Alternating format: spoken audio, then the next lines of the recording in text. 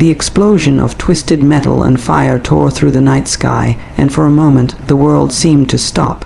When news spread that Flight 327 had gone down in the mountains, hope was crushed in an instant.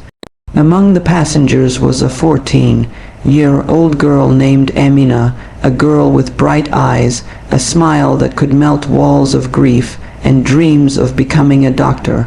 Her parents sat in shock as the broadcast repeated the same terrible words, "No survivors expected." Her mother clutched the father's hand until her knuckles turned white, both frozen in a silence heavier than death itself. But fate had other plans that would test every boundary of human hope, love, and endurance. The search teams moved through the wreckage with grim faces. Snow was falling heavily, cloaking the burned fragments in a cruel blanket of white. For days, nothing was found but luggage, debris, and bodies. Each call from the rescue line filled Amina's parents with dread.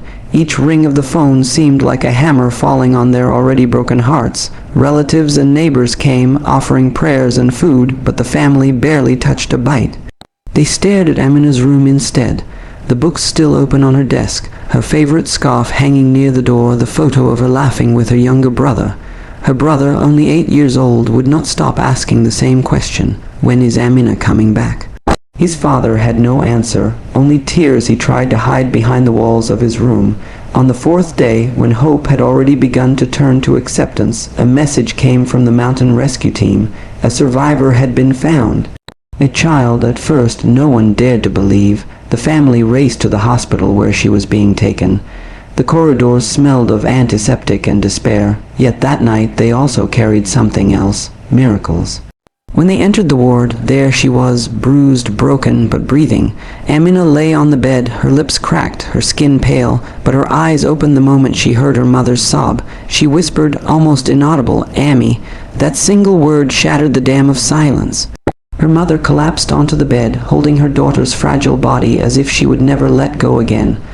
Her father held her hand, trembling, whispering prayers of gratitude with every breath.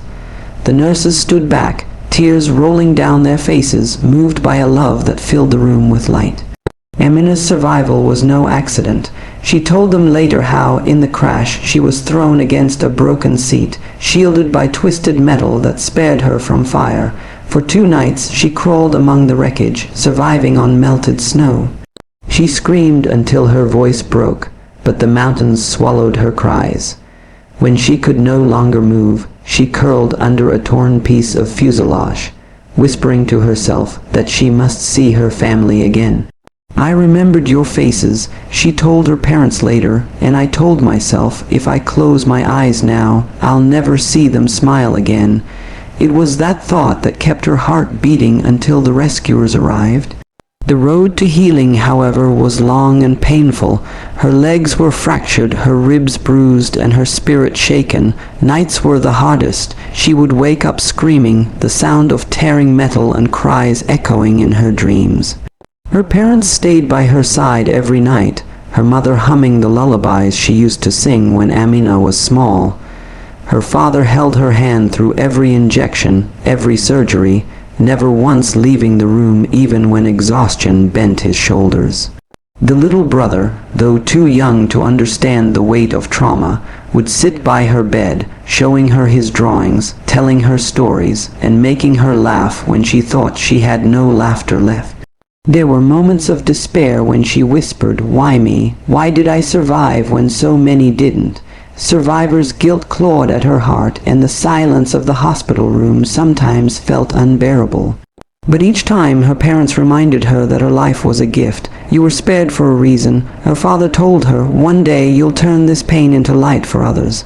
The doctors, too, marveled at her determination.